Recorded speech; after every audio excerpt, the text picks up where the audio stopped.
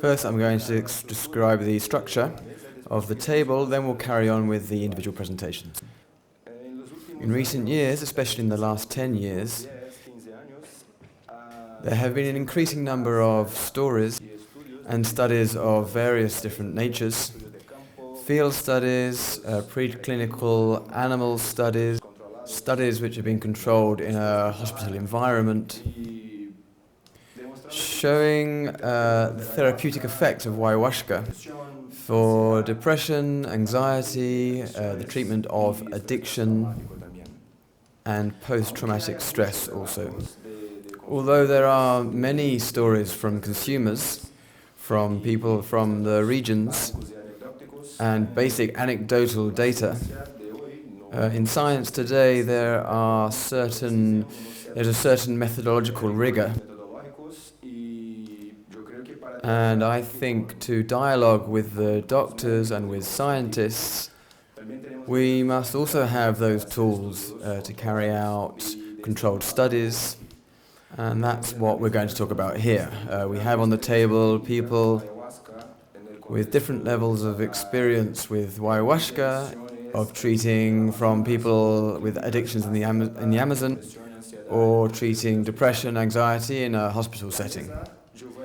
I will later present Dr. Gabor, who is going to give us a video conference which lasts 20 minutes. He's a doctor and the author of various books on post-traumatic stress, the development of addiction, and in 2010 he came into contact with ayahuasca and began to work with it, treating addiction in Canada and even in the context of the indigenous peoples there.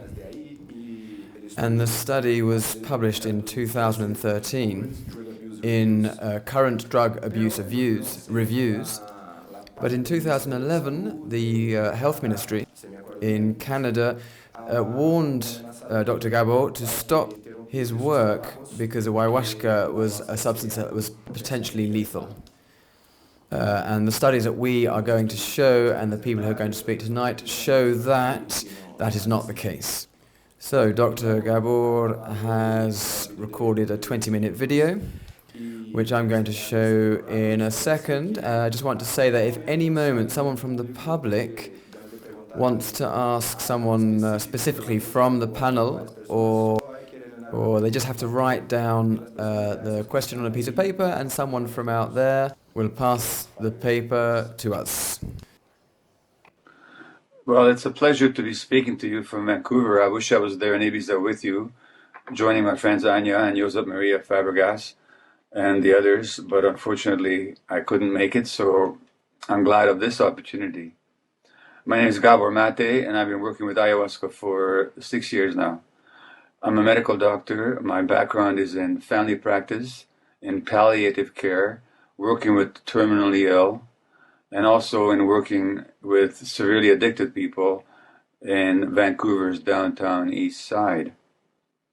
If during my training as a medical doctor several decades ago, somebody would have told me that I'll be working with a plant from Peru that you drink and it tastes terrible and then it makes you throw up, and this is somehow going to help people overcome illness, overcome depression, overcome anxiety, overcome addiction, I truly would have looked at you like as if you were crazy, and I would not have known what you were talking about.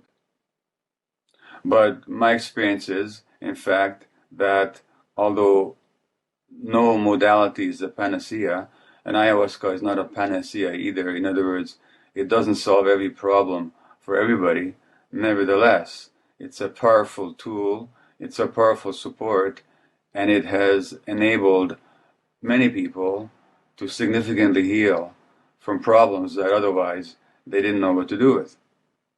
Now, from the Western medical point of view, in which I was trained, this is impossible to understand. Unfortunately, medical practice has got this point of view that, not that it knows everything, but that what it doesn't know is not worth knowing. It is a very exclusive point of view. And unfortunately, the point of view of Western medicine, in which I was trained, excludes many aspects of reality. The fundamental mistake of Western medicine, as of the Western perspective in general, is that it separates things. We separate things from one another. We separate things that in real life are one. Where there's a unity in real life, through the Western perspective, we see separation. When it comes to medical practice, we separate the mind from the body, and we separate the individual from the environment. In the first place, we don't believe that people's psychological lives and their emotional lives have anything to do with their physical illnesses. So we see the body as kind of a discrete, autonomous unit, that it has its own procedures, its own processes, and its own diseases. And we tend to see these diseases strictly in physical terms. So if somebody has cancer, that's because either they've inherited the wrong genes, number one, or they have ingested or inhaled the wrong chemicals, for example, cigarette smoke, or they simply have bad luck to have physically fallen ill. That there should be a relationship between their lifelong emotional and psychological patterns and their physical illness, that doesn't occur to us. It doesn't occur to us in the case of cancer. It does not occur to us in the case of multiple sclerosis. It does not occur to us in the case of rheumatoid arthritis, neurological diseases like Parkinson's, inflammatory diseases of the bowel like Crohn's disease and ulcerative colitis, or any other physical condition. Similarly, when it comes to understanding mental illness, we think that people basically have bad luck, and usually that they've inherited the wrong genes. Like they've inherited a gene for depression, or they've inherited a gene for addiction. So the American Society of Addiction Medicine, for example, defines addiction as a set of behaviors that are compulsive and self-harming. But if you look at their sources, they say that mostly it's a genetic inheritance that causes it. So people just had the misfortune to inherit the bad genes. We separate people's actual lives from their addiction. In other words, it's not their lives that made them addicted. Somehow it's their biology. So we see everything in biological terms. In my years of palliative care, family practice, and addiction medicine, I found that these separations are not valid. Number one, we cannot separate the individual and the biology of the individual from their environment, and especially their psychological and social environment. And number two, we can't separate the psychology and emotional life of a person from their physiology. In fact, it's almost too simple in a way. But I've come to understand disease of all kinds, whether of the mind or of the body, really as the outcome or the consequence of childhood pain, childhood experience. Now, how is that possible? How can cancer be the outcome of childhood pain? How can addiction be the outcome of childhood pain? How can mental illness like depression be the consequence of childhood pain? Well, I'm not the only one to think so. There are large-scale population studies in the United States called the Adverse Childhood Experiences Studies that show that the more adversity a child experiences, such as emotional, physical, or sexual abuse, a divorce in the family, the death of a parent, the occurrence of violence in the family, a parent being jailed, a parent being mentally ill.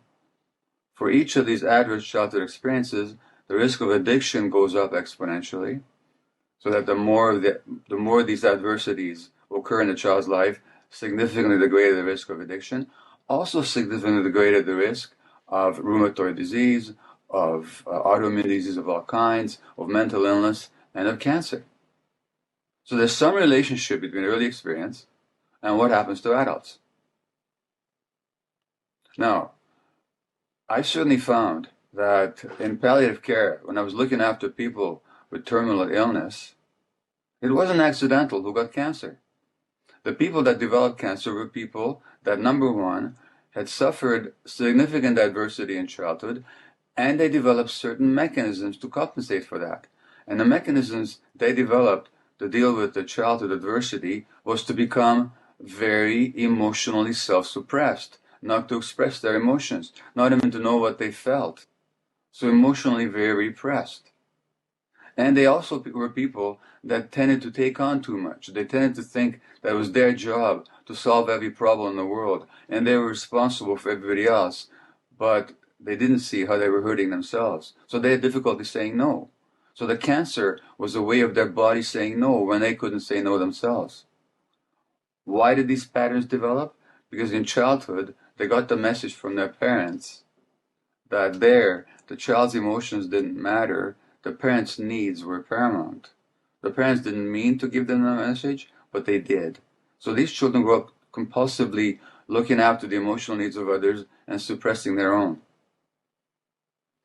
In the case of addiction, it's very, very clear that addiction is an adaptation to pain. All the people that I worked with in my 14 years as an addiction physician had been traumatized as children. And I was working with a highly addicted population. Every single woman I worked with in those 14 years had been sexually abused as a child. The men had been sexually abused, many of them, or they had been neglected or abandoned, emotionally abused, hurt in other ways. So whether we're talking about cancer, which results from emotional patterns where the person suppresses themselves to take care of others in order to be loved, and in order not to deal with the pain of not being loved for who they are, or we're dealing with addictions, where the addiction itself is a soothing mechanism for pain, we're dealing with the outcome of childhood pain. And those of you that have had addictions in your life, an addiction is any behavior that you crave, that you find some pleasure in, but which has negative consequences, and you continue to engage in it, that's what an addiction is, whether it's substance related or not. If you had an addiction in your life, and if you ask yourself, why was I doing it? What was it doing for me? Inevitably the answers are, it soothed my pain. It made me feel less depressed. It made me feel more connected to others. It made me feel more powerful. It made me feel more alive. And then the question we have to ask is, why didn't you feel alive? Why didn't you feel powerful? Why didn't you feel connected to other people? Why did you have so much pain or so much distress that you had to escape from it? And to understand those answers, you can't look at people's genes or people's biology. We have to look at people's lives. And I will summarize this by a quote from an article that appeared in a medical journal a couple of years ago. This journal is called Pediatrics, which is the official journal of the American Pediatric Association.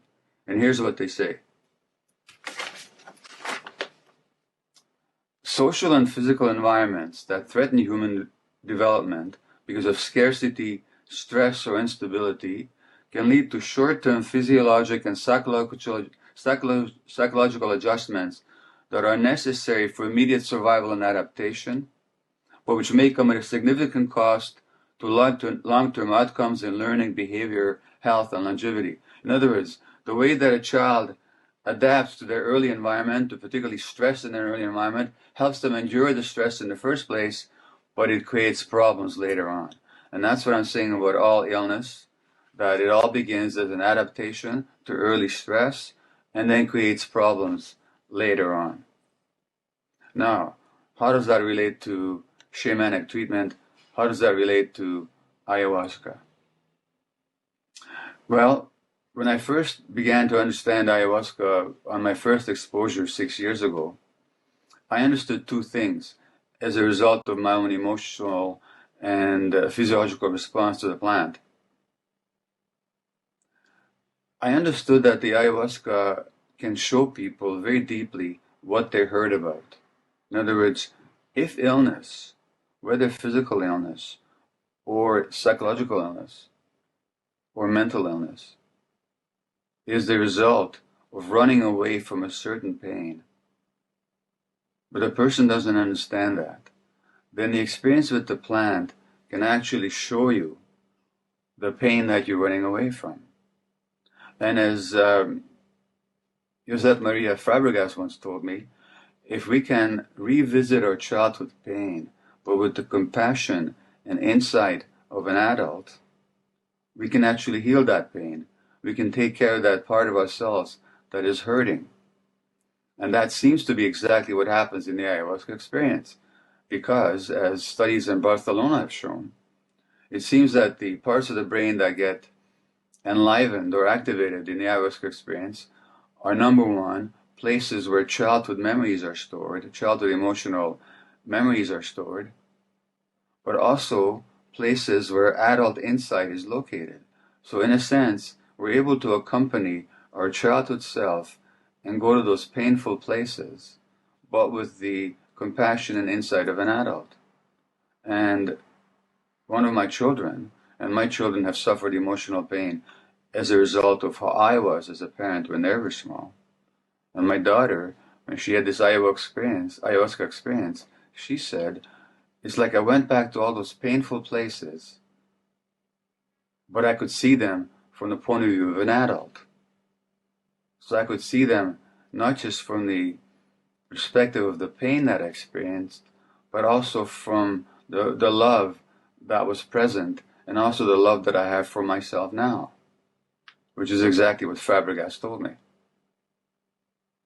So that's the first point, is that we can, with the help of the plant, in the context of a skillfully led ceremony, revisit those places where I developed those coping mechanisms. So if the coping mechanism is that I can't say no to everybody because I need to be loved, and if I'm afraid that if I say no I won't be loved, then we can go back and see where we learned that.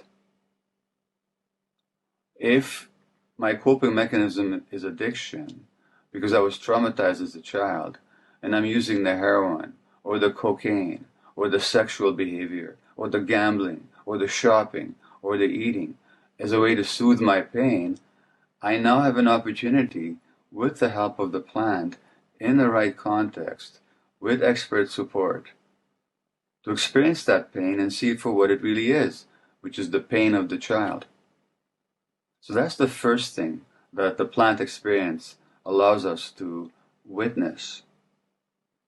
The second and important thing is to realize that we are not our experiences, that I'm not my thoughts, that I'm not my beliefs, that I'm not my behaviors, I'm not my experiences. In other words, there's a true and essential self that we each are, which is not based on a conditioning that you and I and everybody who's listening received in childhood, but there's something deeper and more universal and more human about us, which is our fundamental selves, which does not have to do with our particular history and our particular experiences.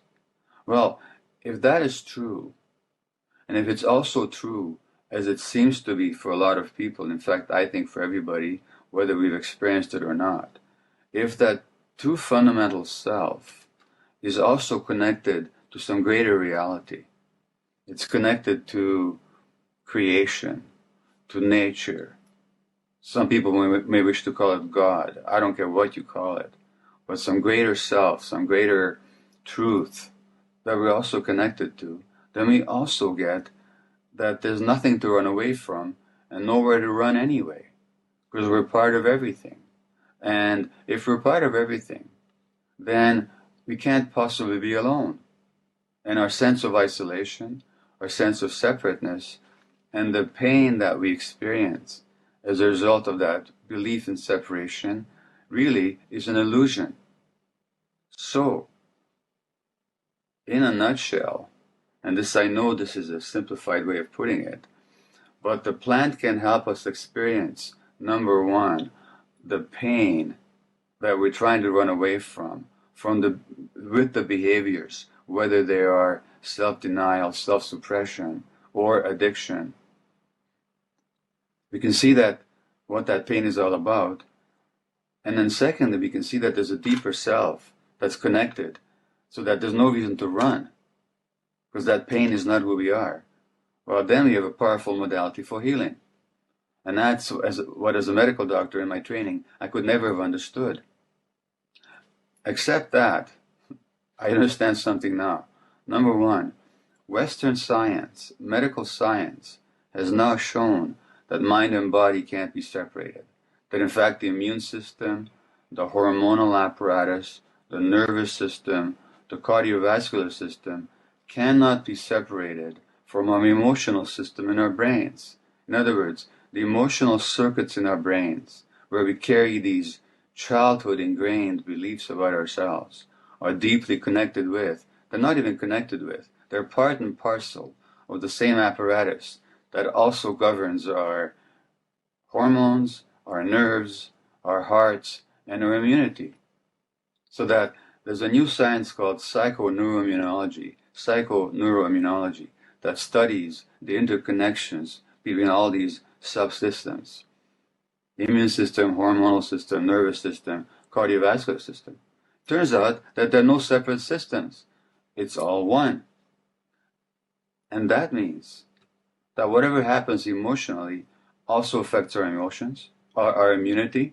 When we suppress our emotions, we're also suppressing our immune systems. And then the immune system can fail to protect us from cancer, or it can turn against us in the form of autoimmune disease. That also means that if we can change our beliefs, change our inner relationship to ourselves, profoundly change it, deeply change it, not on the surface of our thoughts, but deeply on the deepest psychological and spiritual levels, that means we can have physiological changes in our body.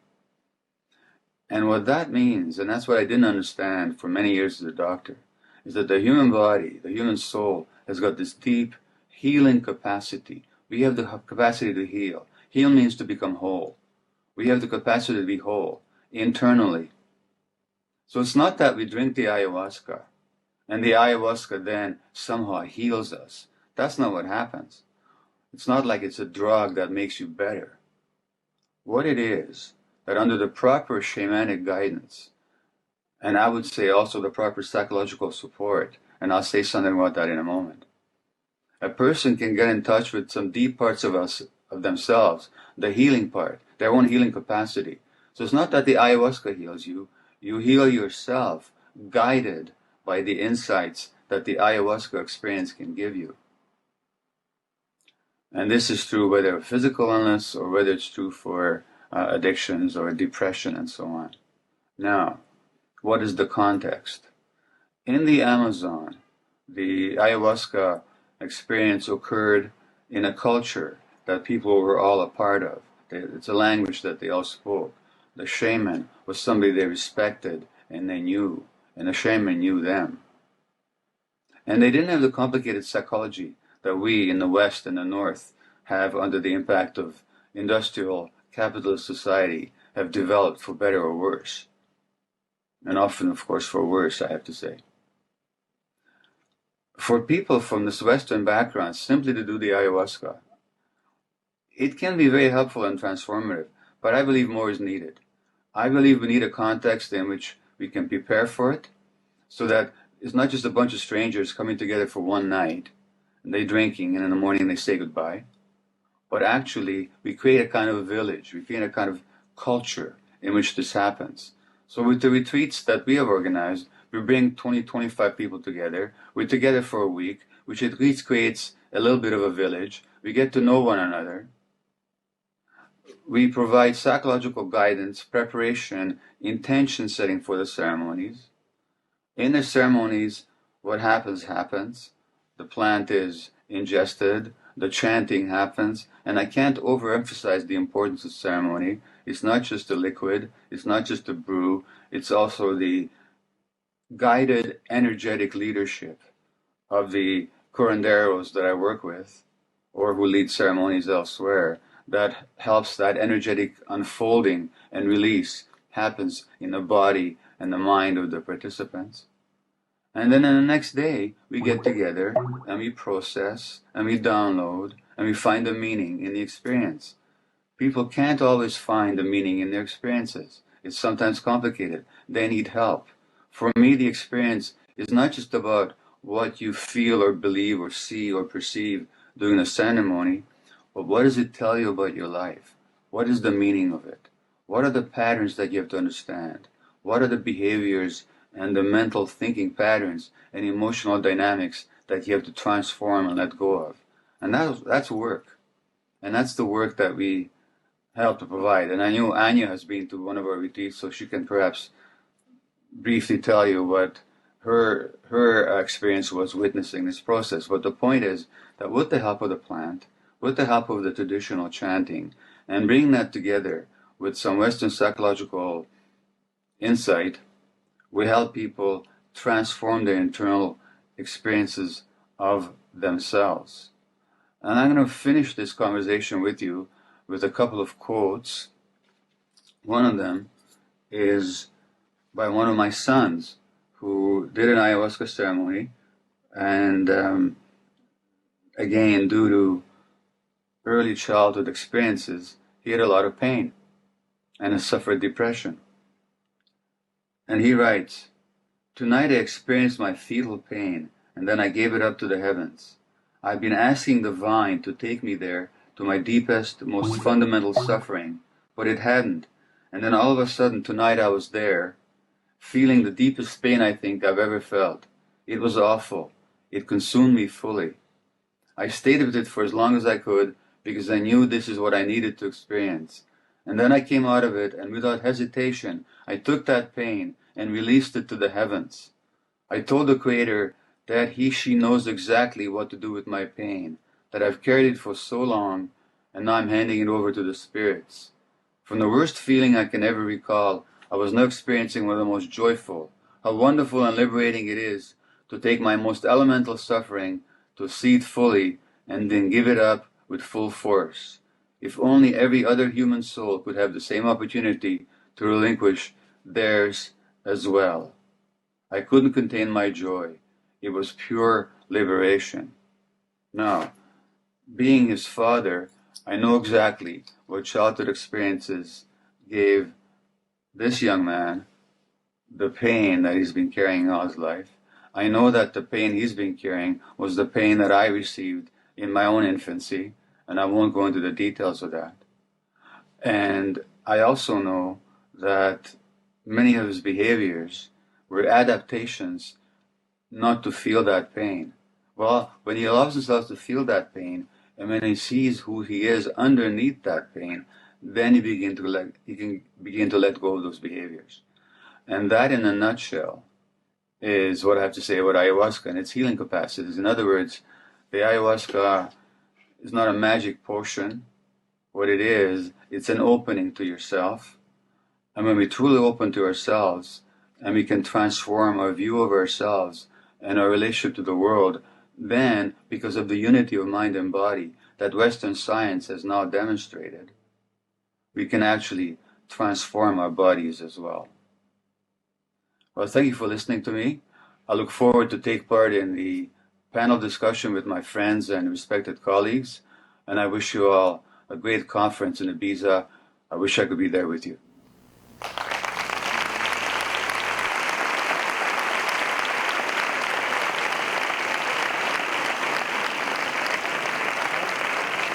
So I'll continue with the presentation of Dr. Jose Maria Fabregas, who is from Spain. Dr. Fabregas is a psychological doctor, and he began his medical career in Marmottan Hospital in Paris with Professor Clown Livingstone. Then he went to New York and spent several years with professional experience there, when he created the Center for Research and Treatment of Addictions, with the idea of creating a kind of therapeutic psychological community, with the idea of developing a therapeutic professional community. And he's been working here in Barcelona for more than 30 years now. He has a lot of clinical experience of addiction with various substances in a clinical setting here in Barcelona, and also for a time he developed a therapeutic study in the Amazon in Brazil with the Institute of Applied Ethnopsychology of the Amazon, which has also treated patients with various addictions and have carried out work in personal growth and other psychiatric studies. So, Dr. Fabregas, you have 15 minutes. So I'm going to explain about whether this substance is a drug or a... So I'm going to try to explain about this question of whether it's a drug or a medicine, which seems so straightforward, but it isn't. The ayahuasca has a situation which is very controversial. It has become the object of extremely fast distribution, and certain properties have been attributed to it which are not true, and many others which are. So I'm going to try and shed a little light from my humble point of view, as someone who has worked for several years in an addiction clinic, a drug addiction clinic, and we also opened in Brazil a center for people with problems with ayahuasca, which is very close to the headquarters of Santo Daime, which is a syncretic religion from Brazil, which uses as a sacrament the ayahuasca. And this allowed us, and I'd like to thank them from here, to use their knowledge that they had. And also it became a place for experimentation and research. So we proposed to do a series of investigations, which I will explain to you now, because I think they could shed some light on this process.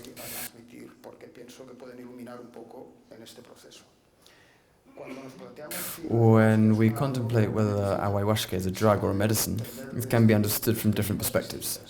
There's a legal perspective in which substances in the list from the Geneva Convention are considered a drug, the list of substances which are prohibited. The International Narcotics Board decides in an arbitrary fashion what is drug and what is not drug. And when I say arbitrary, alcohol and cigarettes are considered a legal substance and they're not drugs. So the criteria that they use are those of convention. It's an organization which depends on the United Nations. They meet and they include or exclude from the list the substances which need to be controlled or don't need to be controlled. Ayahuasca is on the list because it contains the alkaloid DMT, which is on this list, although in 2001 they released a report in which said that concoctions with plants that contain DMT would not be subject to this convention from 1971. So they weren't listed and they weren't controlled. So then in 2012, in the report that this organism releases every year, in the recommendation 33, although it excludes from its control the indigenous uses, it obliged the states that form part of this convention to control the use of this substance, ayahuasca, which means it falls into a legal loophole which is outside of my field of expertise, and there is a forum here which is debating this issue, and it is down to them to work that out. From a medical point of view, it's a drug, it's a substance, when it doesn't have a therapeutic function, when it could create an impulse to repeat its consumption, when one can lose control, and if it can substantially modify the habits and behaviors of its users. So doctors consider that it is a substance that can cause harm to the health. Users of psychotropic substances present a series of characteristics which are common to all of them. It's not known whether these characteristics are from before or after using the substance, if they are the cause or the effect, but they are common to all of them. So if we consider this, we proposed an evaluation, and we were lucky enough to have the help of MAPIA, and that allowed us to move forward in a research project into this kind of consumer, which allowed us to find out a little whether users of ayahuasca over the long term had these characteristics, if long-term users of ayahuasca suffered from these psychopathological symptoms which are typical of users of addictive substances. What we did was, together with a series of researchers to whom I'm very grateful for their knowledge, their capacity and their efforts, Dr. Riba and Dr. Bosso, as well as the psychologists, Marta Cuchet, Sebela, Deborah, and being a psychologist is not easy, and interviewing users of ayahuasca is already complicated, and the conditions of the jungle makes it even more so. So what we did was propose a study in which we attempted to establish whether the continued use of ayahuasca in a ritual context generated an addictive pattern, as happens with other abused drugs, and to establish if the profile, the personal profile of these users, and compare them with control groups, evaluate the symptoms of these users, evaluate the neuropsychological performance and the possible behavioral consequences and their effect, evaluate the psychosocial welfare, evaluate the subjective psychosocial well-being, the objectives within a spiritual life, and also see if these alterations persisted over time. So we selected a series of tests that are used to measure the personality, the kind of action of the addictive substances. And with these tests and these psychologists trained in their use, we moved this to Mapia and the setting of the jungle, and to Rio Branco, which is the state capital and an urban context, to put all these tests into practice and see if these functions were altered, which we understood as being basic.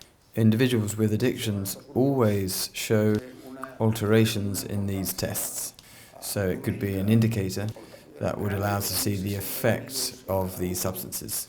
So groups were made up of a lot of people. There were 70 people in each group. They were compared with a control group of the same characteristics in terms of psychosocial characteristics. The criteria were that they had to be consuming ayahuasca on a regular basis for 15 years, and after a year, the same individuals repeated all of these tests. These studies have methodological limitations which are clear. First of all, the phenomenon of self-selection. When we interview these people who have been consuming ayahuasca for 15 years, we're not looking at those who have stopped use, whether it's because there were harmful effects or for whatever characteristics, but these people disappeared and they never reached our control. So there is an aspect of self-selection in the sample. And the second limitation is to ask ourselves if the results are better or the same as the control groups. And you have to ask yourself if these individuals before consuming would have scored more highly. The second issue disappeared a little in the sense that we repeated the assessment after a time and the results remained the same.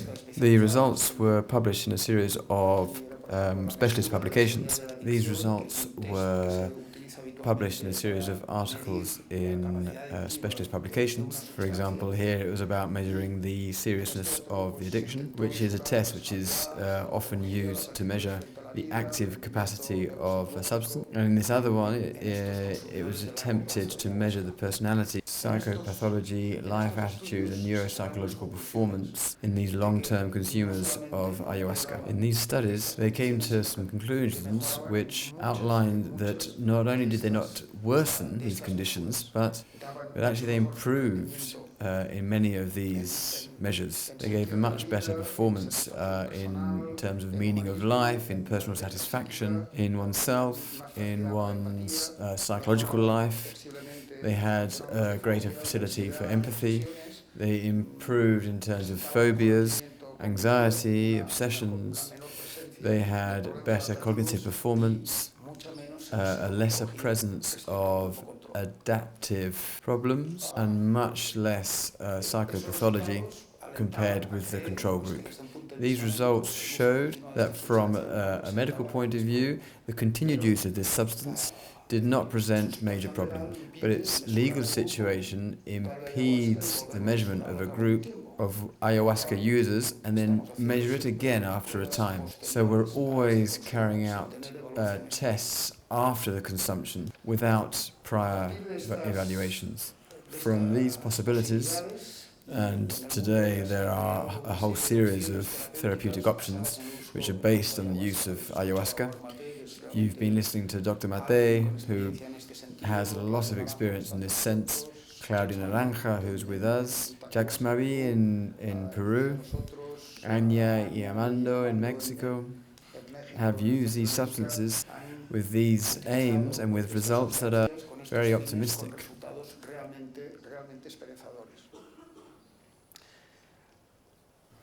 To evaluate ayahuasca as a pharmaceutical drug, there are a series of serious limitations which make it quite complicated. The same instruments cannot be used, nor the same systems that are used to evaluate any other drug. Ayahuasca is a personal experience which gives personal results. Although nowadays the health department's science is focusing on these possibilities, these capacities, it's difficult to use the usual mechanisms in the same way we did before.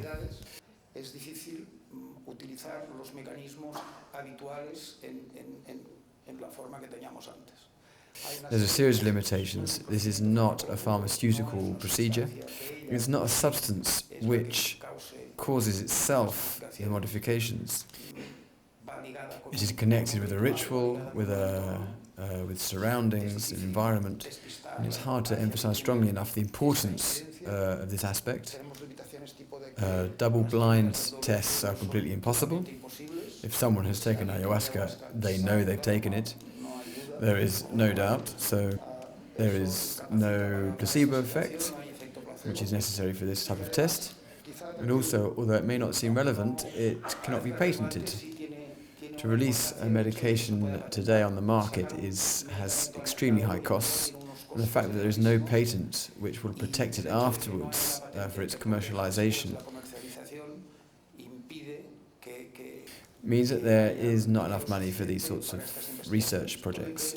So ICIL's, MAPS, the Beckley Foundation are subsidizing these projects and are creating meetings like this one which motivate more research into the use of these substances. So why is it important to investigate, to research? Ayahuasca has indications and contraindications like any other substance. It is not a universal medication which can work for everything. Anyone who's had a psychotic episode, anyone who does not have a structured personality, or who shows serious problems with their personality, should stay away from ayahuasca, or at least only consume it under very strict professional supervision. Otherwise, the possibility of undesired effects is very high. Ayahuasca amplifies all that is good and all that is bad. So we need to be clear about why to use it and why not. And this is a path that we are yet to tread. It is capable of resolving interpsychic conflicts, and if it can't, it can give us information, it can give us knowledge, it can raise our awareness and help us with adaptation, which is no mean thing. One of the most relevant interventions of ayahuasca is in this post-traumatic stress that we talked about before, a substance which has the capacity, the possibility to relive a traumatic experience, memory, with the same emotions, and to be able to repeat the situation in a protected environment, in another psychic situation and accompanied, often allows us to relocate these memories and find a solution to these conflicts. Ayahuasca sometimes has the capacity to assume, to understand and to accept. The word to forgive, which is a strange word in a medical forum, is often for those who work in psychological disorders, has a major importance.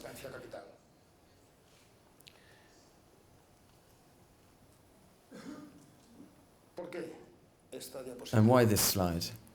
Medical science has advanced a lot in the last 50 years. The diagnoses today, if we compare them with 50 years ago, imagine how different they are. The imaging is completely different now with coloured images, 3D, we can see the functioning organs, pharmacology, surgery, anesthesis, immunology. Many illnesses which before were very hard to resolve today are completely under control. Even the likes of AIDS is now entering a phase of therapeutic possibilities, etc., etc. 50 years ago, someone with problems with their eyesight would be prescribed glasses for long distance and glasses for short distances. Then there were bifocal glasses, and then multifocal glasses, and then progressive glasses. Today, an ophthalmologist, an expert, in 5 minutes with laser technology, can operate on someone and make their eyesight problems disappear. In psychiatry, it's not like that. We use the same drugs and the same model, the same paradigm as we did many years ago. We correct the symptom. It's very difficult to enter into the genesis, into the cause, the root of the problem. The paradox is that today a grandson could be prescribed the same drugs as we prescribed to his grandfather. Aripiprazole is 60 years old. Valium is over 40 years old. Prozac is 35 years old. And they're medication which we use regularly today. And there's a small change in the price of the medication, but basically they're the same. Psychiatry needed the possibility of opening a new path. And the ayahuasca could be one of these tools which allows us a deeper exploration. It offers objectivity and subjectivity. It can shed some light into our subconscious and enlighten those shadows of our most ancestral fears and our deepest fears. Ayahuasca can allow us to leave our normal environment. It allows us to see ourselves, and that is a very sought-after function. But it's not only the use of the substance, but how the substance is used. There's a ritual importance which makes it complicated to manage this concept, the ritual concept. This morning, Claudia Naranjo explained to us that we will have to resolve, we will have to prepare ourselves and train people so they are qualified to use these substances. When people ask what words should be used for those therapists, maybe a guide, maybe I think a facilitator would be a more appropriate word.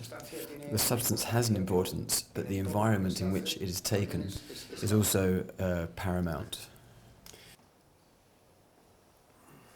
The ayahuasca can allow a really potent biographical adventure. It can be a review of our lives, of our memories. In a society like ours, which is emotionally castrated, it acts as an amplifier of these emotions.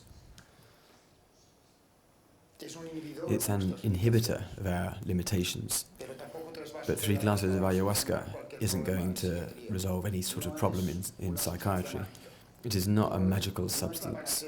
It's not the panacea that's going to sort out all the problems that exist, and those problems which are hard to resolve.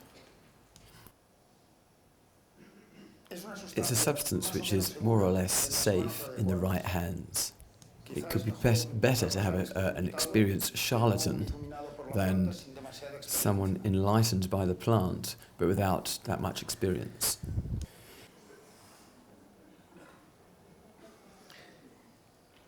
It opens possibilities to us for experiencing new paths. This possibility of seeing this shortcut in our unconscious, to be able to see behind what we talk about. It can really become something with a great potential. And science can open these paths, but it will not necessarily ensure or guarantee these results. Our challenge today is to put that science into our conscience.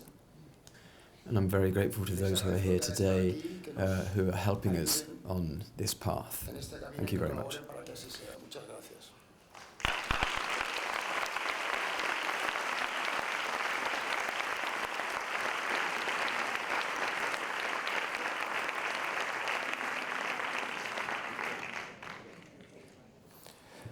Thank you, Dr. Fabregas.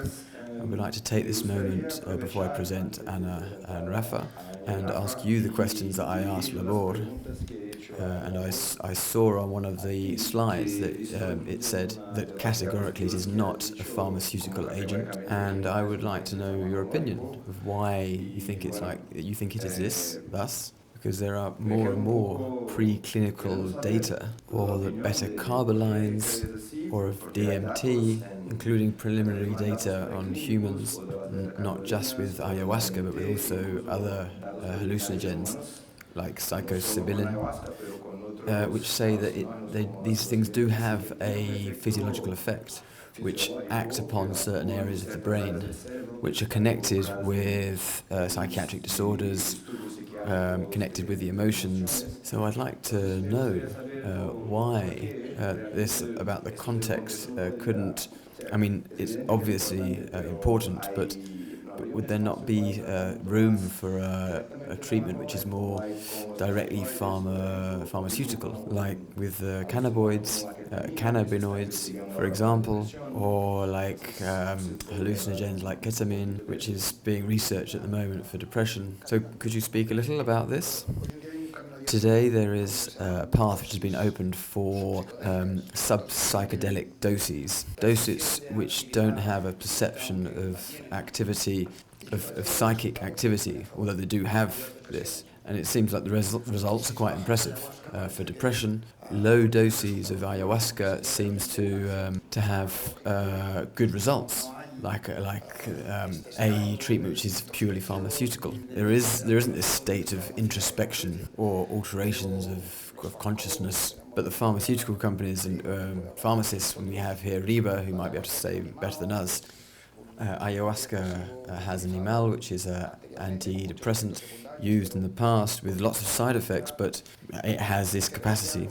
And to differentiate the pharmacological reaction or action from the other. But I think the reason we're here today, it's important to note that ayahuasca has this capacity to break down these models, these patterns, to look behind the mirror and enter this unconsciousness. Would you agree that the effect is related with the doses? For example, with higher doses, could they induce an experience which is more visionary, with a hallucinogens, sub-psychedelics, as you said, could have a physiological effect without having this such deep alteration of the consciousness? It is true that the doses have an importance. The doses, the substance, have an importance. And of course the setting. And with the doses, it's not just the quantity, which has its limitations in terms of effect, but also the composition. And ayahuasca, with a higher beta-carbolina content, animals will have an effect which is more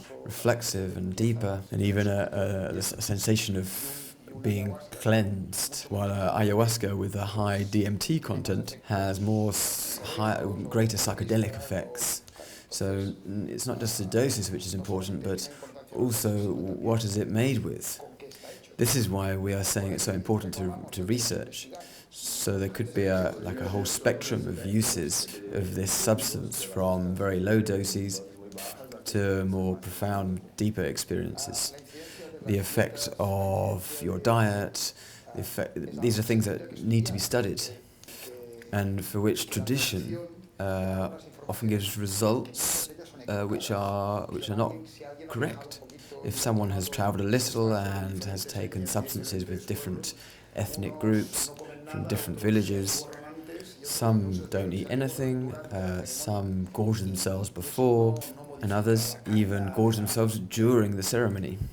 And this doesn't modify the quality of the experience. We're fed up with hearing that women in their menstrual cycle cannot attend these therapies because they can modify. I don't think this would stand up to scientific research, to use 50 women who are in their menstrual cycle and 50 who are not. I don't think anyone would know which was which, but it is a belief. So separating this knowledge is the work which we need to do now. But because of the legal situation, this is very complicated. Well, thank you very much. Now I'm going to introduce Dr. Anja Loizaga-Velder from Mexico, who has a master's in psychology. She works in humanist and transpersonal psychology, and she's done her PhD in medical psychology in the University of Heidelberg in Germany. Anja is research head of psychotherapy in the Nierica Institute in Mexico, where they do treatment with conditions with ayahuasca and other psychedelic plants or hallucinogens or visionary plants. So Anja is going to begin, she's a postdoctoral fellow at the National Autonomous University of Mexico in the Faculty of Medicine, where she's going to start a clinical study, a controlled clinical study on the use of ayahuasca on alcoholics. Dr. Loizaga-Velder, you have 15 minutes. Thanks for the introduction and for what came before, which gives me a good platform from where to launch my presentation. I'd also like to thank the organisers of this Congress for the invitation to participate on this panel. For me, the path of looking for new perspectives in mental health has been important for me from a very early age, when I had to accompany a very dear friend in a psychiatric hospital, which led me to studying psychology. But before beginning my career, I went to Peru and I had the opportunity to live for several months in the Amazon jungle and to come into contact with ayahuasca. I had experiences which have transformed my life and have led me to wanting to create conceptual bridges between what Western psychotherapy offers and the knowledge of traditional medicine in paths which are more effective and more human to alleviate the suffering of the soul. That led us to creating the Institute of Intercultural Medicine in Mexico, together with my husband Armando, with whom I'm sharing this research path into these sacred plants. And I would like to take the moment to thank him as well for all the support and the collaboration in this work. This is Xochipilli, the Prince of Flowers. In Mexico we have a very rich heritage in these plants of the soul. I think it is a country which has the most sacred plants which have been explored by these traditional doctors.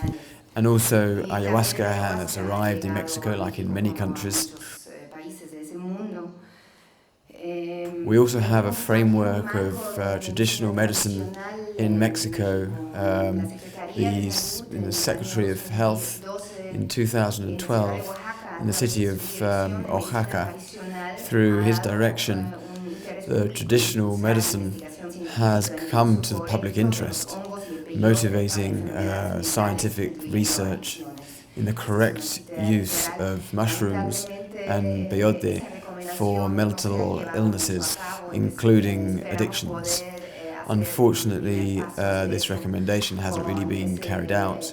We hope to be able to make an initial step with this project of clinical research into ayahuasca in the treatment of addictions. This would be a random research project that we are happy to be able to share, that it has been approved by the National Council of Science and Technology in Mexico, and we have received partial funding for this. In Nierica, in the last 15 years, we have dedicated ourselves to creating a psychological and psychotherapeutic infrastructure of research, and especially we have integrated and accompanied many people in the work of integration who have participated in ceremonies with sacred plants with traditional doctors. That is like a preparatory measure which we hope one day we will be able to incorporate the therapeutic work with ayahuasca. And in this sense, we are in the procedure process with the corresponding parts of the government. I would like to briefly share the results, the most essential results of my doctoral thesis. which I presented at the university in the medicine faculty, on the use of ayahuasca in the treatment of addictions. It was a qualitative study with the objective of identifying and describing the therapeutic value of ayahuasca from a psychological perspective and a scientific perspective, and also identify factors that influence the success of the treatment and why in some cases the treatment doesn't work. Ayahuasca in the course of the last 20 years has expanded on a national level, and there are a lot of diverse contexts where ayahuasca is applied for the treatment of addiction. On the one hand, there are the traditional doctors in the countries of origin of ayahuasca and the ayahuascan churches. Then there are psychotherapeutic contexts and hybrid contexts and intercultural contexts. For example, the Taquivasi Center in Peru, where we had the opportunity also to collaborate for a while in 1999. There are also many different understandings of how and why ayahuasca can help people with problems with addiction. And within the different projects there are very varying degrees of professionalism which influence the effectiveness of the treatments. Essentially, to be able to map a summary of the therapeutic value of ayahuasca in the treatment of addictions, and perhaps for many other psychological situations, because addictions are not an isolated situation of psychological patterns. It's also related with a pain in the soul, which it shares with many other problems. So we could conceptualize, on the one hand, whether there is a level of action on the pharmaceutical level, as Dr. Fabregas mentioned, and psychocorporal, or mind-body psychotherapy. People have reported that there is a higher level of self-awareness on a body level. They feel less intoxicated, and they have less anxiousness to consume, less depression also, and less anxiety. So there is a pharmaceutical relation there, because we know that ayahuasca works on neurological systems of our brains, where medication used by today's psychiatry also have an effect to reduce abstinence syndromes, to lower anxiety and improve situations of depression. And there's the whole aspect of emotional processes that people may experience in ayahuasca. One which is very important is forgiving oneself and coming into contact with emotions that have been forgotten or with which we've lost connection, to unload emotional blocks. And I also think a very important aspect is the provision of social support, because ayahuasca creates this cohesion in a group, which in turn creates a context for the transformation and for growth, if this is carried out in the right way. Then there's a space which is more mental, which is self-awareness, to connect with something which could be described as an inner wisdom. And suddenly you have answers of great clarity, or even receive psychotherapeutic instruction, which is very specific, or come into contact with your personal resources, which are very positive.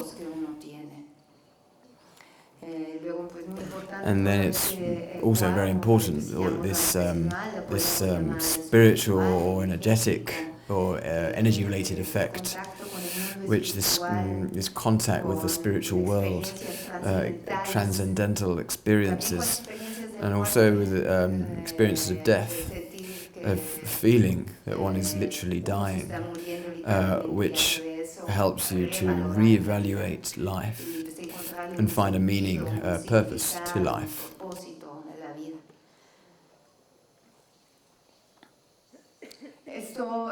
I was happy to find this in a publication of Bokenchip and Pommy, which was a summary done by them of the mechanisms, the psychotherapeutical mechanisms of psychedelics in treatment for addictions, which is a more linear way of describing the same mechanism that I've just described.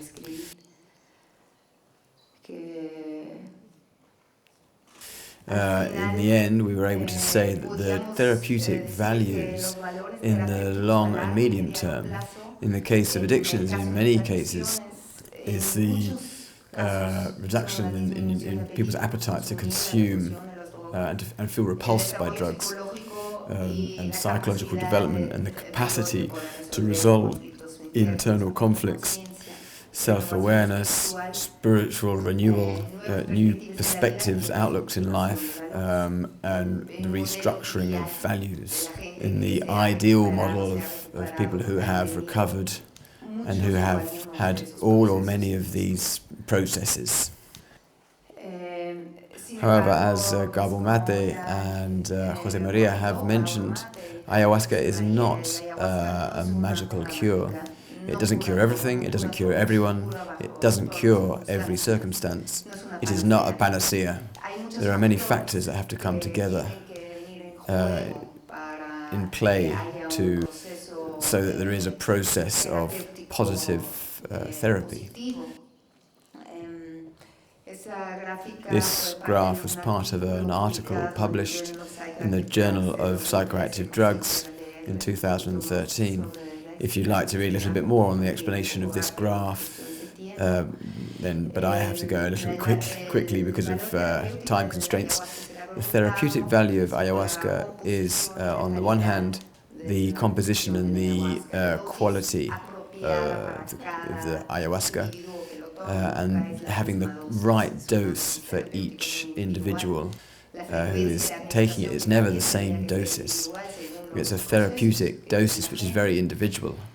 The frequency as well of the dosage, which is also individual, and depends on the processes which the people go through, and whether it is compatible with the different people. Some people find themselves in a ayahuascan church and find they can't recover from an addiction. Others need a structured therapeutic or therapy center. Some need internal treatment, a center that offers ayahuasca as an internal treatment, like in Taquiwasi in Peru, for example. For others, this wouldn't be the ideal path, and for them it would maybe be a psychotherapy accompanied by objectives and foci. As Jose Maria Fabregas said, there are contraindications which are very serious, which have to be taken into consideration. It's not for everyone. There are contraindications for medications, the physical states of health, mental states of health, which have to be taken into consideration. Jose Maria Fabregas also spoke of the importance of the environment, of ritual, of music, the right music, the quality of the facilitator, the sensitivity of the facilitator. Naranjo also spoke of this, the importance of the facilitator doesn't want to do too much, and actually is just someone who allows the inner wisdom to manifest itself in some way. And a very important dimension, and this is why I'd like to see the graph, the integration, not as the smallest one, but as something that combines everything in another dimension, which is what do we do this for life? It's an important link. How do we transfer this experience in life? And unfortunately, in the West, in many cases, there is not enough emphasis placed on that part. the ayahuasca ceremony is carried out, and if you're lucky, you have this sharing circle. But there is a great potential to do a much more profound work than if this is done so simply, because not everyone has the capacity to integrate these experiences. Not everyone has the tools. In many cases, the ayahuascan churches have a context, a group context, but others need to create this context. Like in indigenous cultures, these contexts are already there. So here we see different tools for integration, as we can see from the picture, to share in a circle through meditation, being in nature, writing, or individual psychotherapy, or some kind of contact with the earth. If we forget to integrate, then we can have quite undesirable effects from ayahuasca, of which Jose Maria spoke of. Also, if we don't take care of the context in which we take ayahuasca without a facilitator with experience, these situations can arise. And lastly, our study is in process. The last steps for its approval are in process, and we hope in the next conference we'll be able to share more results with you. So thank you very much.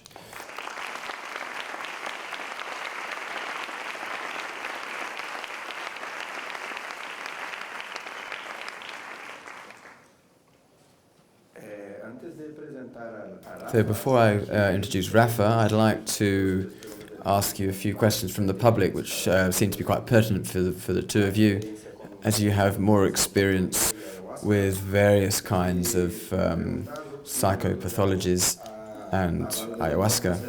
They've asked me that Dr. Gabor talked about the importance of childhood trauma and its possible consequences with the taking ayahuasca. And I thought it was an interesting question because there is more and more proof that childhood trauma could be a factor in, for example, if someone's taking cannabis, there could be a psychological episode, and it could create a psychotic disorder. Apart from the pathogenic factor, the trauma could be interesting. So the question... sobre que os parece de la ayahuasca para estrés postraumático. Fabregas já ha hablado un poco, si puedes hablar un poquito. Y mi pregunta también de epilepsia y ayahuasca, de contraindicaciones o posible uso terapéutico si han observado algo. Epilepsia.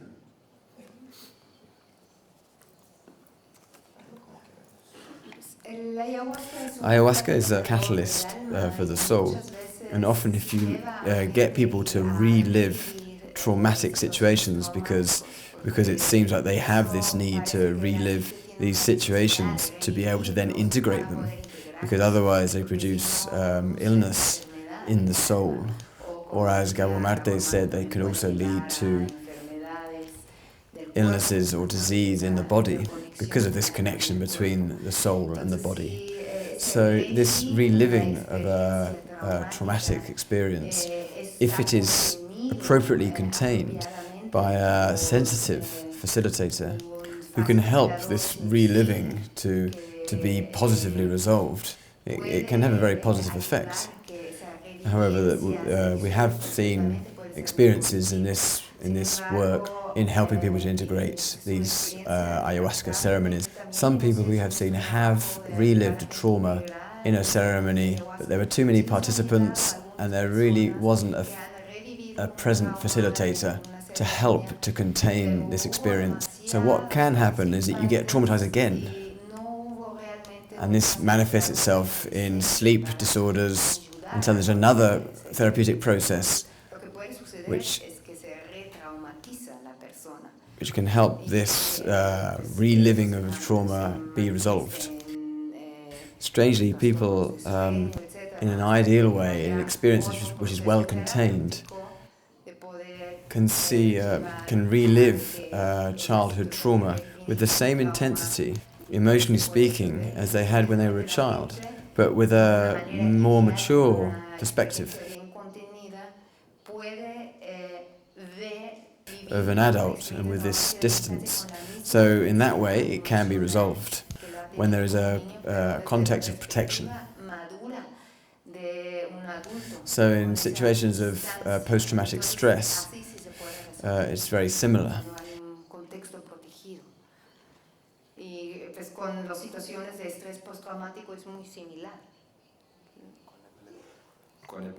And with epilepsy, have you had any kind of experience? Any patients? Well, ayahuasca doesn't cause epilepsy, or it doesn't trigger epilepsy.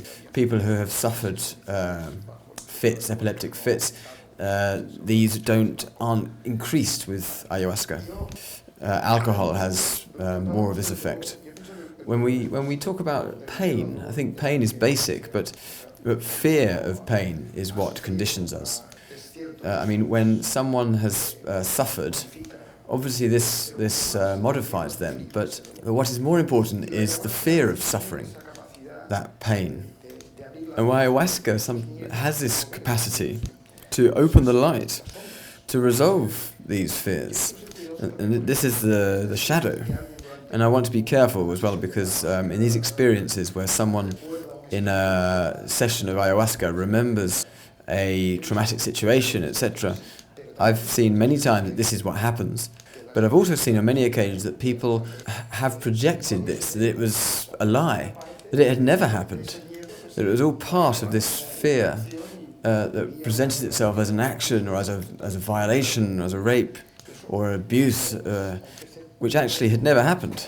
We have to be careful with this task of facilitator. And I'd like to make an allegory with someone who asked me what I thought of neo-shamans and urban shamanism. And for me, I thought it was an example that maybe was most accurate. I don't know if Naranjo agrees with me, but I think that the main figure is the ayahuasca bartender, the ayahuasca waiter, which is someone who reserves the right of admission, keeps his bar clean and comfortable so that people can drink quality concoctions and in the right doses, who puts on the right music, who resolves problems that might occur inside, or even someone who comes out of the experience harmed, who takes their car keys away and accompanies them home. And it's much better to have a quiet shaman than a super chatty shaman. And often it is better to not intervene rather than interfere. And one of the things about the experience that's important is to not believe everything. And I'm saying this to repeat these visualizations of conflicts, etc., which in many cases are fantasy that users project.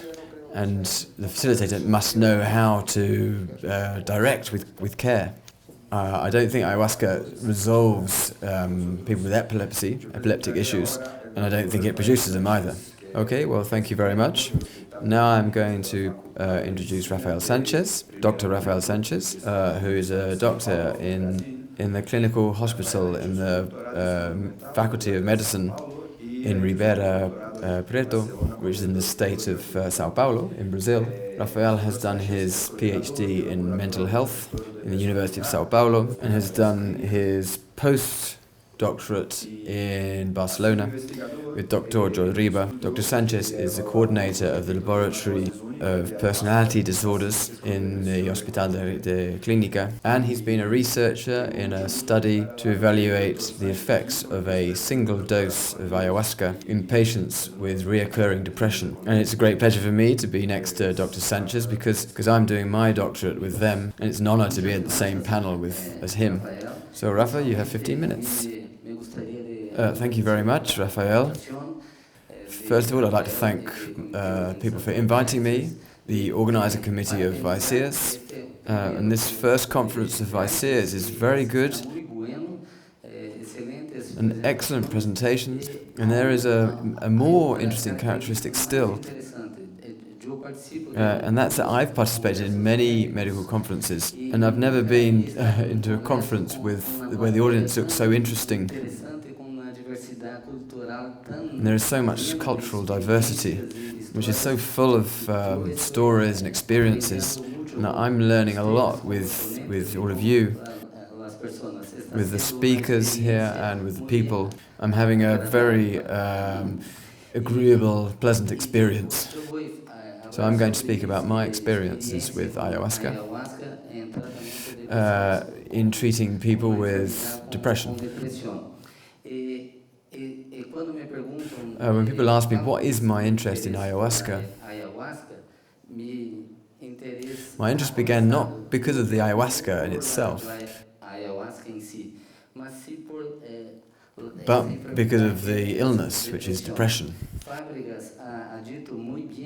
Fabregas has said very well that psychiatry has very good medication,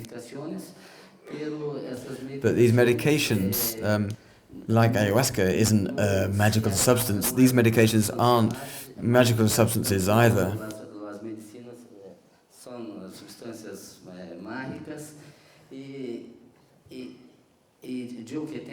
And I have experience with people with depression. It's something which is very agonizing, because someone with this illness, which is very common, for this person, these medicines may help, but only around 50% of patients. And another 50% of people with depression don't improve much.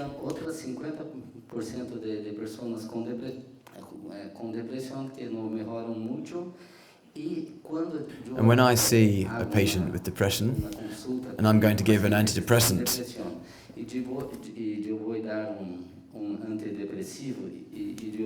I say it takes 2 weeks before the effects start to be felt. You'll have to wait for 2 weeks with this depression, which is a very serious illness.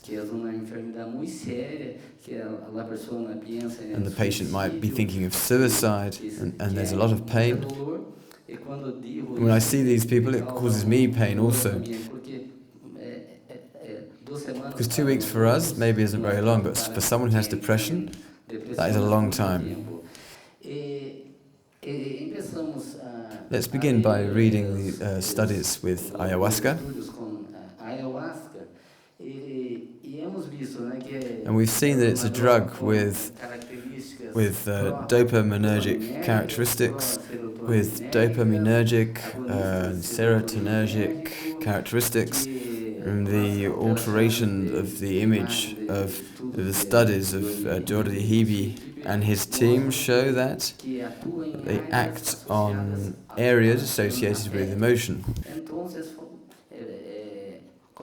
So we begin to think that maybe ayahuasca could be used for depression. We often hear that ayahuasca helps people with depression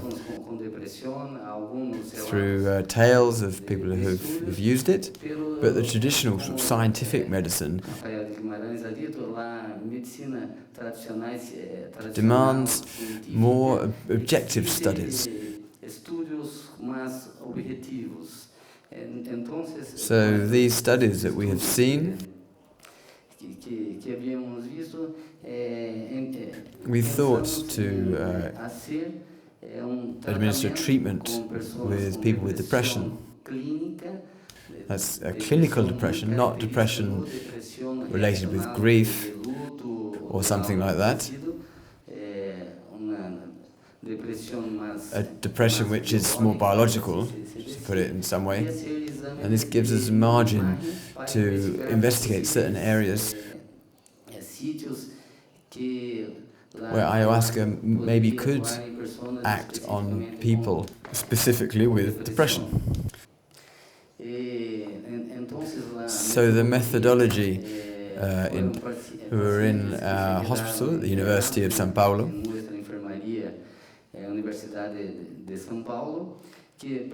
they were people who went at least 14 days without using any antidepressant, without using any other kind of drugs, without other clinical illnesses,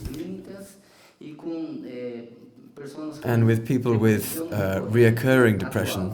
We weren't accepting people who'd had their first episode of depression because often these people may not have depression again.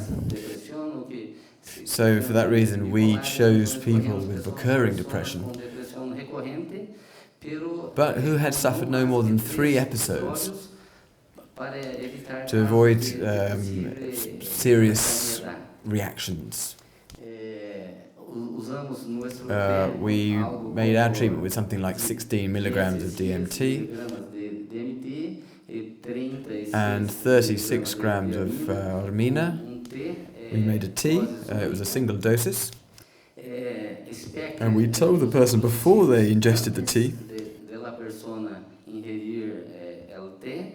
And for the SPECT, we did carry out a SPECT before the person ingested the tea and 8 hours after the ingestion of the tea. Basically, we did it on women because it's easier to choose women with depression. It wasn't our preference. The average age was 42 years. With moderate levels of depression and 2 with serious depression. And now we'll talk about the more interesting information. This scale that allows us to measure the red line and the blue line, they measure depressive symptoms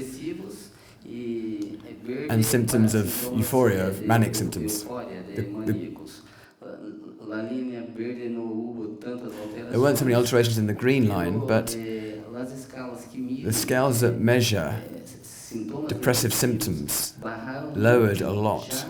In 10 minutes, 20 minutes, 40 minutes, 80 minutes, 100 minutes, 140 minutes, a day after ayahuasca, 7 days, 14 and 21 days after the use of ayahuasca.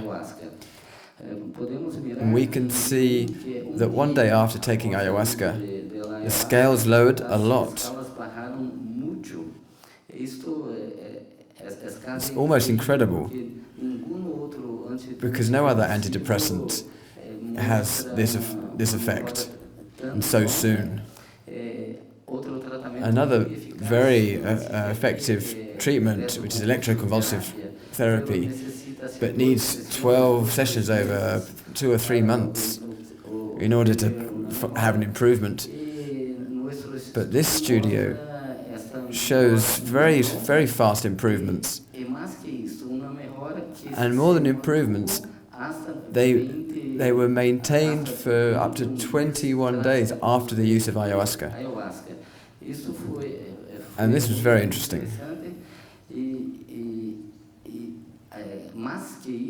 And more than this, we looked for alterations in the image of the brain, and Jordi has helped a lot here.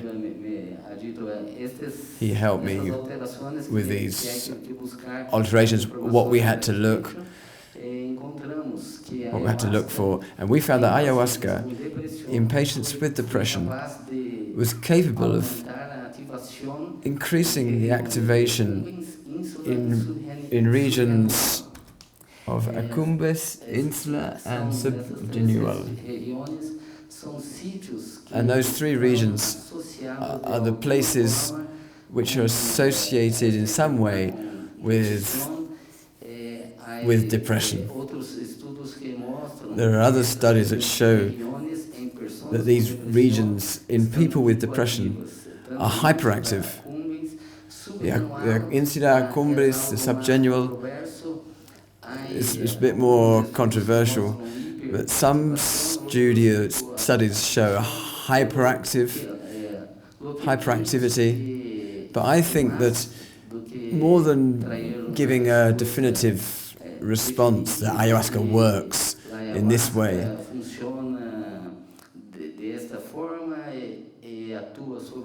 and acts on these regions, it gives us another option for treating these psychological illnesses.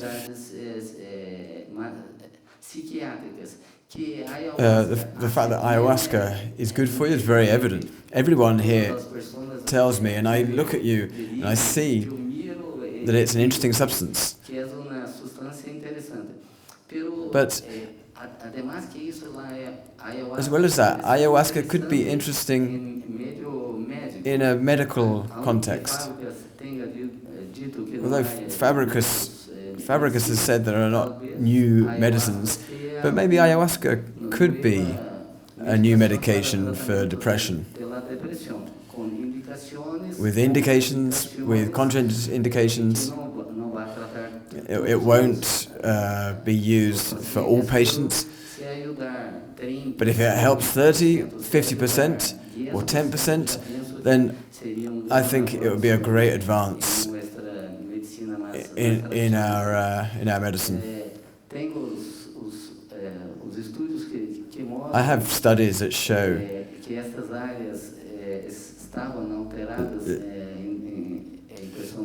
that these areas have been altered in people with depression. And I think we could talk specifically about this. I would like to thank you all very much. Thank you very much.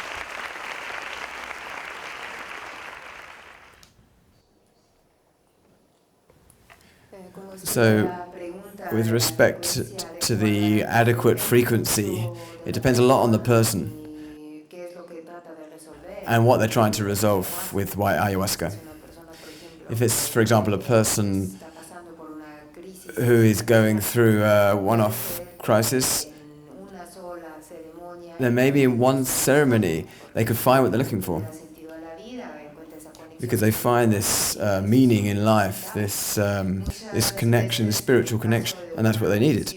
Often in cases of addiction there are several sessions. Although there are also people with just one session, it works and there's a radical change in their life. It's very individual. And reports of people who have got better from cancer after participating in ceremonies with ayahuasca. But normally several sessions. But it's individual.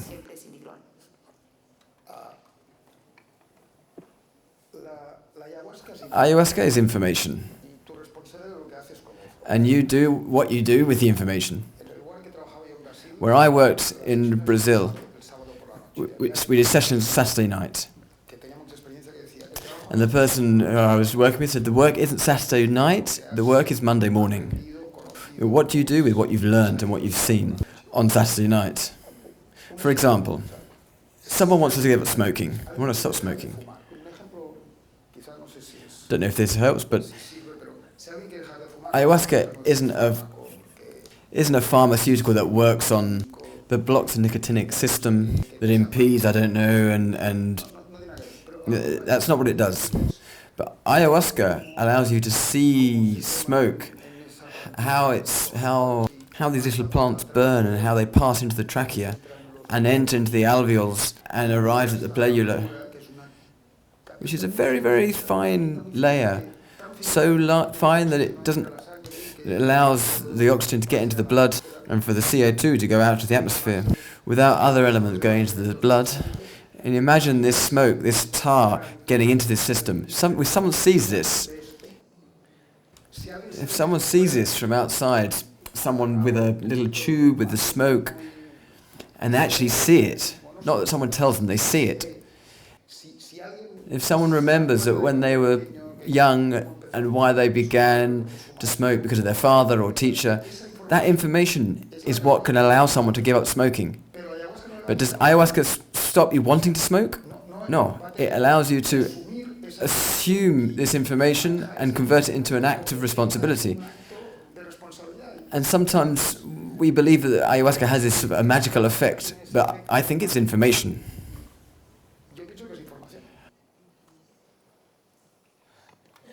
I'd like to ask Dr. Sanches about the adverse effects on patients in your studio.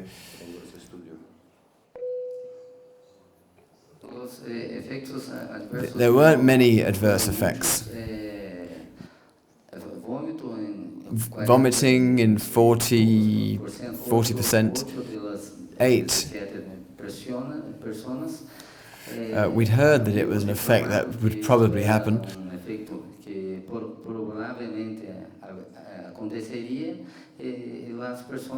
And people who had those vomiting weren't particularly bothered by it. The arterial pressure, there was no significant differences, or cardiac frequency. Quite a bit of drowsiness for a short time, and also one person complained of silliness at the end of the ayahuasca after 20 minutes, which we weren't expecting, but it was very transitory and it didn't have any other consequence.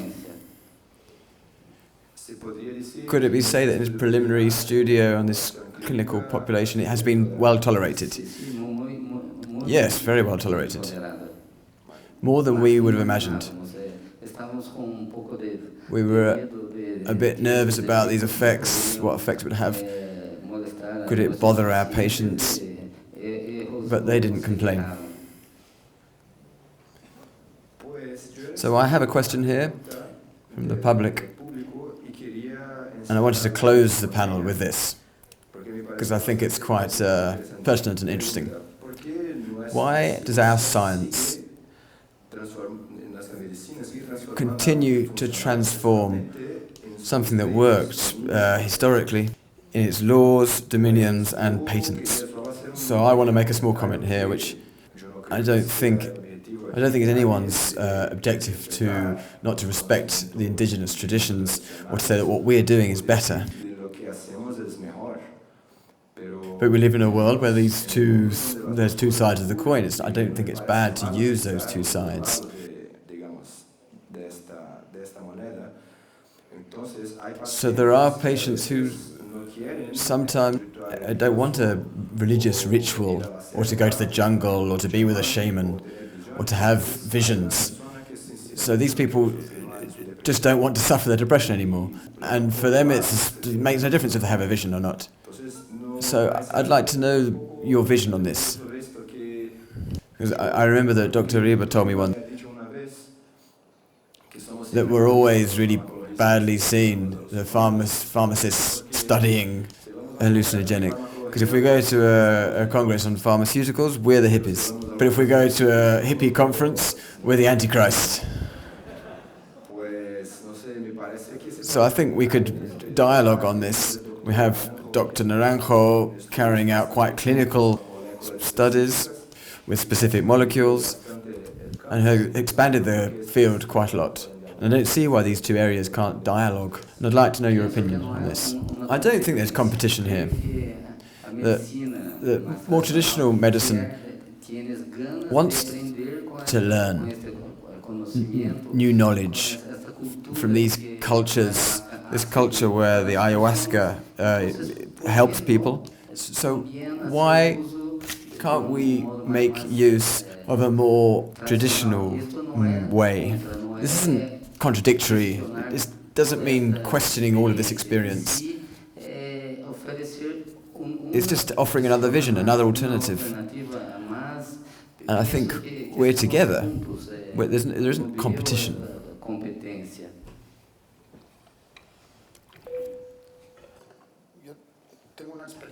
My personal experience from a few years ago in Rio Branco in Brazil, I proposed taking off ayahuasca from the list number 1. And there was a meeting at a conference room for ayahuasca users that were around at that time in Brazil. And there were clearly three different lines. The traditionalists, the shamans, the pajés, the taitas, with their millenarium experience. There was also representatives of ayahuascan religions, and there was also scientists, psychiatrists, etc. when you heard the traditionalists, they said that they were the givers of this knowledge because their fathers, grandfathers, great-grandfathers, etc. used this substance. When you listened to the ayahuascan religions, they said they received it from God, this mission, and they had the truth. And the psychiatrists said they had the truth, and they were the serious ones. This was a complication for several weeks while we tried to come to some sort of agreement. And really it was because a person he said, we're going to close the doors and no one's going out until we come to some kind of an agreement. And I think if he hadn't done that, we'd still be discussing it. The shaman has value in the shamanic culture. You take the shaman out of the jungle, take him to New York or Madrid, it's very complicated. If you take a doctor to the shamanic culture today, which is also outside of his context. So you need to find a way where we can have this sort of translation without offending. And I'd just like to mention here that there are lots of people, Americans, Europeans, who go to South America, and in many ways, in many cases, look for an experience that they don't know how to interpret, because there isn't this sort of cultural element. That's why it's so important, this sort of translation of all this information, which is very important, to give it some sort of possibility of being understandable from our points of view. This is very important, but it falls short when we consider the greatness of this visionary substance. It doesn't explain everything, but science is a good way to understand why things happen and to know that we haven't gone wrong. But here it's completely limited because for a series of factors that elude us. But we have to. It's a good way, because saying that I believe because I've always believed or because it's what I've received, that doesn't work. So respect, yes, but also tolerance for the evolution and adaptation. I think many of us have seen that ayahuasca works, that the traditional knowledge is complete. However, the lawmakers in many countries don't understand this. Ayahuasca is still illegal in many countries. And to find treatment with ayahuasca, it's still legal. So we need to present these substantial studies in the same language, in the rigors of science, that give results to show it works. It won't have an official accreditation or acceptance. That's what I think, at least. Yeah, just to comment, and I don't want to say that official acceptance means that it works or not. It's just that in our culture, we have to go in that direction to carry on investigating. So anyway, I'd like to thank everyone here for their presence at the panel, and thank you all for being here to look at us and listen.